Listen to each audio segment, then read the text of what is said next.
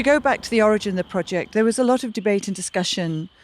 Can art affect politics? And there were a lot of people saying no, art works very much more on a kind of sensory, emotional level, philosophical potentially, but it can't affect politics. And we always set up a contrary position, and we said, well, actually, Joseph Beuys was one of the founder members of the German Green Party. He got out of politics when he realized how toxic it was. But he did a huge amount around political realities, around the environment. And, 7,000 Oaks was his response.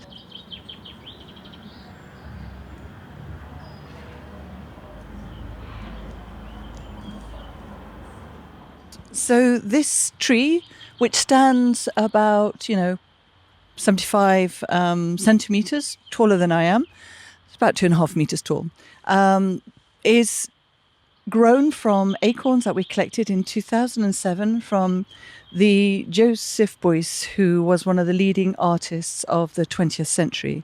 And he did this really visionary, very ambitious artwork called 7,000 Oaks.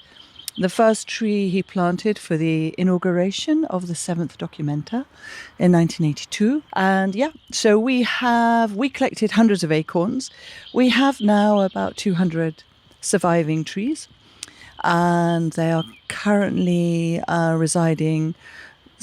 We have 52 in exhibition in the City of London at the Bloomberg Arcade, and we have another 120 on a tree nursery.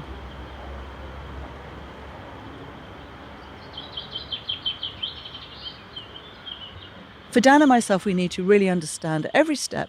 If we're making this, if we're doing this, what are the consequences? The history and the science about global warming, about the burning of fossil fuels, has been on the table for well over 100 years. The political and economic powers that be have denied, they've vilified, and they've attempted to rubbish the science and the learning at every step of the way. Government has to act. We need legislation. We need policy.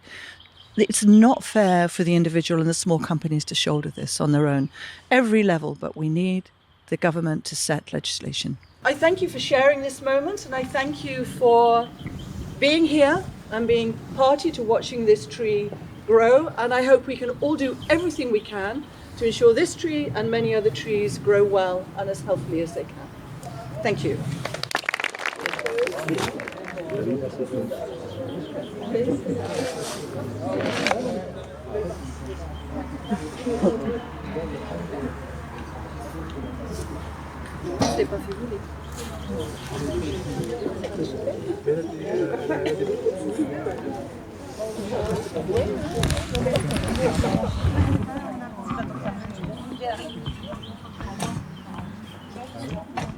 The aim of this brand is to really try to preserve nature, and that's why we were thinking how to be able to change the attitude of the consumer, of the citizens toward nature.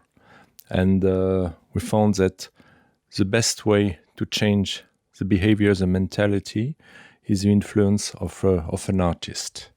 And for that, the idea was to support artists who will be interested by sustainability and ecology. En 2004, j'ai rencontré cette plante où je m'intéressais aux propriétés médicinales des plantes, donc bien avant d'être étudiant dans une école d'art.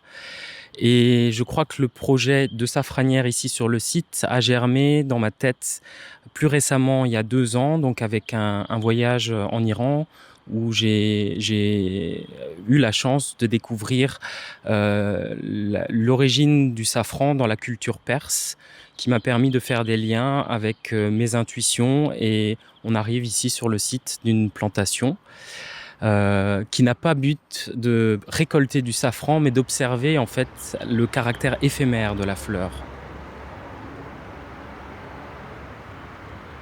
L'idée de ce travail de recherche, c'est justement de réfléchir à l'origine et pourquoi cette plante s'est déplacée et a continué de perdurer sur différents continents et dans le temps, puisqu'en réalité, donc, ce sont les mêmes bulbes qui ont été plantés en Grèce, dans la Rome antique, en Iran, en Inde. C'est la même souche en fait, c'est le même bulbe originel.